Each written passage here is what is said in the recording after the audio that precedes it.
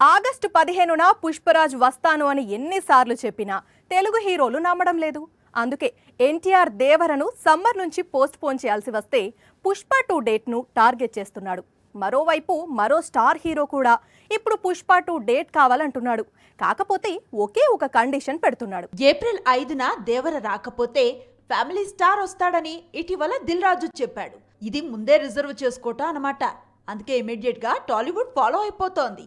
August 15న ఒకవేళ Pushpa 2 release కాకపోతే అప్పుడు సరిపోదా శనివారం రిలీజ్ చేస్తానంటున్నాడు నేచురల్ స్టార్. 2 ఇయర్స్ బ్యాక్ నానితో అంటే సుందరానికి అనే డిఫరెంట్ ఫిల్మ్ తీసిన వివేక్ ఆత్రేయ తెరకెక్కిస్తున్న సినిమానే సరిపోదా శనివారం.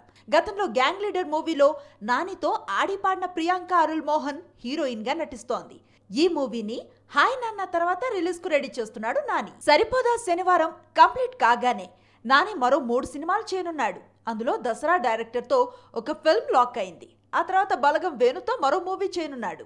ప్రభాస్ తో సాహో లాంటి పాన్ ఇండియా ఫిల్మ్ తీసిన సుజిత్ ఇప్పుడు నాని కోసం మాఫియా బ్యాక్ డ్రాప్ లో ఒక స్టోరీ రాశాడట. త్వరలోనే ఈ కాంబినేషన్ లో మూవీ స్టార్ట్ కానుంది.